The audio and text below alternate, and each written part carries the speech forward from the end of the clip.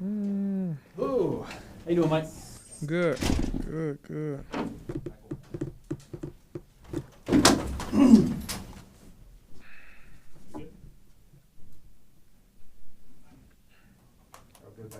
feeling about your Hoosiers? Oh man, they balling. Yeah. They balling. I see you got that Indiana shirt on. Yeah, I graduated from there. People been saying I've been jumping on a bandwagon. Call it what you want. I got a degree. No, you're the I starting. still go for the Huskies, man. Huh? You're the starting quarterback for how long? Yeah, 3 years, something like that. That's not a bandwagon. Yeah. After getting the opportunity to review the film, what kind of stood out to you the most about the offensive performance? The one thing that stood out, I would say, I also got Invisalign, so I might got a little slur. But I would say, the thing that stood out to me was that I feel like we left a lot on the table. I feel like we definitely had a lot of opportunities to run away with that game and not make it as close. But I mean, we did what it took to win. What it took to win that night. So. Do you feel that leaving that on the table, does that come down to any specific plays and singular moments, or is there something that you think is a little bit broader that maybe needs to get looked at? I would say definitely just execution in big time downs. I know it was a third down where I made a pass. I felt confident in my read, but if I would have gave a better ball, or if I would have moved on to my next read, Drake did come open on the option route. So I'll just say small things like that. And just coming out of the half fast, I feel like we came out slow. Obviously only 3 points in the second half, if I'm not mistaken. That's not how we want to play. How would you say Mike Jarrell played in this game? Yeah, man, obviously that was his first game with us, but he's been nothing but great since he's got here. He's worked extremely hard, and man, he's been great. I know it's always going to be things that you can look at and try to critique, but for him to be able to come in and be ready to play whenever he did, he knew all the play calls, he knew everything that was going on, and he was out there confident. That's what you look at, in a player, and obviously a young player as well. It's always room for improvement, room to grow. But I do feel like he played a good game, and he was ready to step up whenever his name was called. Speaking of stepping up, you guys were without Mooney and Ray, and it was like Drake London wanted to take over the game. Did he show a different level with maybe more on him? And that really, he just shows what he shows us every day. He's a really good receiver. He's a really good player.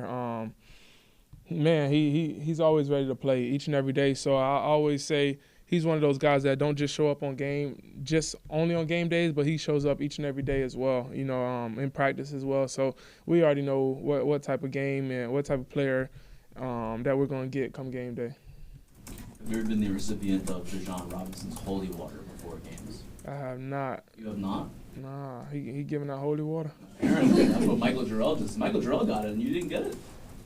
Maybe you got the wrong mic. That's crazy. It's for the O-line. Maybe That's why he been going off, huh? Okay. Some blocking you didn't get. Okay. Yeah, I got to be better with my run fakes, I guess. I don't know. That's crazy. Just Bijan in general. Obviously, everyone sees how great of a player he is, but it's almost like he's too good to be true. Of just like a human being, as a guy. It's not. That's him. That's him every day. That's him. Anytime you see him, he always got a smile on his face, encouraging the guys around him, and he wants to see everybody else be great. And it shows. And I don't know. Like you said, he's a special guy. What does that say about this team? I feel like that's been kind of a common theme of that selflessness and versatility, whatever it is. But as far as somebody who can kind of embody that sort of nature, Bijan is a perfect poster child for it, but it's not just him, right? Yeah, but I mean, for him in his position to be that person and have all these selfless acts, I feel like it definitely shows a lot of leadership and it shows his team leadership, because it's like, okay, we got who we say is the best player in the NFL, the best player on our team, not walking around like that. He walking around like you wouldn't even notice him if you just walked through here, and you wouldn't notice if you didn't know his face, you wouldn't know what he's able to do on the field, just by how he walks around. He walks around just like everybody else. He shows love to everybody, and he's very humble. So, like, whenever you have a humble guy and also the best guy in the league, like, I feel like it's sometimes rare to see.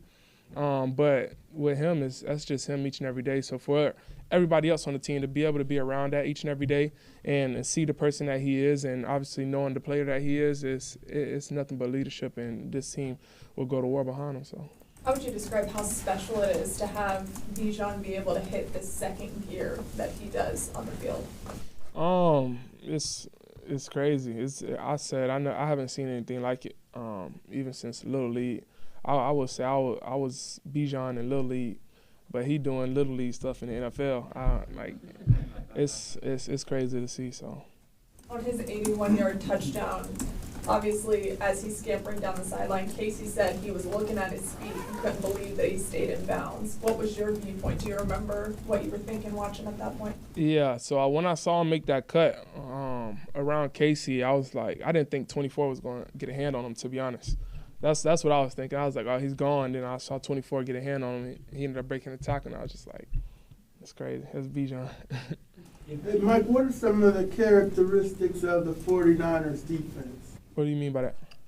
How they play, what they try to do, how they attack, what they set up. Yeah, I feel like they're definitely a sound defense. They don't want to give up the big shots. Like I feel like that's every defense in the league now. You don't want to give up those big plays. So just taking what they give us, I know they are fast flowing defense. Those guys can run sideline to sideline. Obviously, you got Fred Warner. He's out. Just prayers up to him and what he's going through. But their guy that's coming in, I feel like they all Bethune. They all can run side to side. They have really good lateral movement, and they play sideline to sideline. So I feel like it's a really good team. Yeah, Bethune had 10 tackles last game, so he must have jumped into the mix there. Yep. Did you see that on? Yeah. He's good. He got the green dot. Talking about defenses kind of putting a roof up and playing that prevent, how do you balance kind of the difference between getting the ball out of your hand quickly to the underneath route with time to operate and allowing maybe the play to extend to see the defense? Are they actually putting the roof up? Are they going on that under? Like, how do you navigate that specific gray area? Well, when we put in plays, like I just play the play true. We know what we're hunting up in certain looks. If we don't get that look and I don't get the look that I want, I know I can check it down and we can live to see another day. So I would just say just playing the play. Don't get greedy and just playing smart football. That's what it's about. That's the only way we're going to win. How often, this is just more of a generic question, when you take the snap, you touch the ball, how often do you know, based on your pre-snap read, where the ball is going, and how often does it develop after that? I probably know about 65, 70% of the time, to be honest, if that answers your question. Yeah. Yeah, I probably know about 65, 70% of the time where it's going to go. Or if I'm gonna have to move on, and if I'm wrong, then I know where my outlets are. Jake Matthews came out of the game, of course, and he's banged up. We don't know what his status is for this weekend, but he's played in 183 straight starts. I mean, how can you even imagine like that kind of Iron Man streak that he's on? I couldn't imagine it, especially in this game, and in the trenches. So it's crazy. I feel like it goes to the person he is as well, outside of the player, the way he takes care of his body, the way he goes about his business each and every day, the technique that he uses, and obviously playing a lot of ball and still being able to do that, on a consistent basis as an offensive lineman is pretty crazy to see. It's almost like a freak of nature. So. Are there things to be learned even for other players in different positions, just the way that he takes care of his body? Absolutely. Y'all learn something. Whatever he's doing, everybody should want that, because to play that many snaps straight that's hard to do, especially in this league. Maybe it's the holy water. Tell Bijan go give him some every day this week. Hey, did you see this when y'all were practicing against the defense? How they get everybody to the football? Were they working on that in practices against you all and so forth? Every day. Like I said, I feel like Brick and Rudy, they brought a different energy to the defense, to this team. and everybody's feeding off of it, and they always been swarming to the ball since we started back in OTAs and camp. So. When you take where you're at now after the big win to where you were a couple weeks ago after the loss to Carolina, what do you think you've learned about you and the team since over this 2-week stretch? That one bad game don't define us. That's about it. One bad game don't define us. We knew that. We knew that wasn't us that day. We just got to do what we had to do. We had to do to flip the script, and obviously, 5 games in, 6 games in, 5 games in. We still got a long season ahead, so we still got work to do. Seems like when you said people say you're jumping on the IU bandwagon, what people said that? Did you catch some flack in the locker room? Yeah, I got a lot of that in the locker room. Like, oh, they got a big win. Now you're an Indiana fan. I'm like, I just graduated from there. I don't think that's hopping on the bandwagon when you got a degree from there. You know, you feel me? All right, so I got people agree. Appreciate that. Did you graduate? Huh? When did you graduate? When? Yeah, when? 2021. Okay. In December. Yep. Got it. So, yeah, I graduated from there. So, and it's in my closet. I'm not just gonna let it sit there and rest. So, I'm gonna put it on. Did you and Brandon have kind of a side bet or anything like that? No, I don't bet. I don't bet at all. I don't do none of that. When it comes to, it seems like this team is playing with a lot of confidence just the last 2 weeks. And what kind of value does that provide for you guys just when you kind of have that confidence coming into a game? More confidence. I feel like just knowing that we have what it takes to go out there and win each and every week, knowing we have the guys in the locker room to do it, and obviously the coaches and what they've been doing, scheming us up to be able to be successful. It just gives us a lot of confidence each and every week, each and every day. You know, when we come out to practice, the way that we practice, seeing the guys, you know, going 110% in practice when sometimes some people don't always do that. But I haven't seen that with this team. I've seen this team do nothing but give their all each and every day, and it's only right that we're going to get the results. So we just got to keep going. Mike, we probably don't talk about Charlie Warner enough. How critical is his role in this offense? Oh, big time. Big time. Like you said, we don't talk about him enough, but what he's able to do, and obviously we don't really get the ball to him in the pass game, but for him to do his role and do his role to the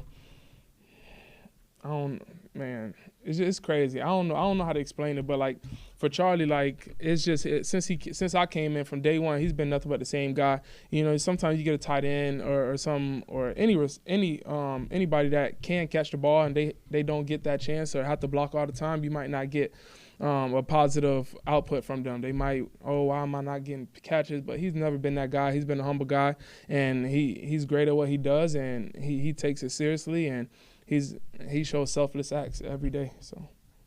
Saw Felipe take a snap in that short yardage situation. Just out of curiosity, when was the last time you caught a pass? And what kind of wide receiver are you? Oh, I ain't no wide receiver at all. I ain't got no routes. Just throw it up. I play basketball. That's about it. Your degree at Indiana, was that a 3-year? You got that in 3 years? 3.5, I think. Yeah, 3.5, I believe. Yeah. What's your degree in? Sport marketing and management. Pretty easy. You just said selfless acts. Casey Don't get nervous. Better than journalism, so don't worry. You make some money with that. You said selfless acts. Casey Washington said the same thing, that was kind of a theme, and it came from Raheem Morris earlier this week. It did. Tell me a little bit more about that, and how much do you see that all over this team? Yeah, it was something that, you know, Coach brought up in the meeting. He was like, just keep displaying those selfless acts and just being able to go out there and play for your brother. And that's just saying it's not about you. It's not about me. It's about the team, you know. And each and every day I see that exemplified in all aspects when it comes, like we just talked about Charlie. I just said it. But obviously the offensive line, they don't get the praise that they deserve. When you see Bijan make the big run, it's like, oh my gosh, Bijan is amazing. But Bijan will tell you, and I'm going to tell you, he couldn't do it without the offensive line. So those guys give selfless acts each and every day, each and every rep, to be honest, because they don't get the praise that they deserve. But yeah, you see it all across the board. It is so many ways that the team does it. So. Anything else? Thank you, Mike. Thank you. Thanks, Mike. I got a little slur because I got Invisalign.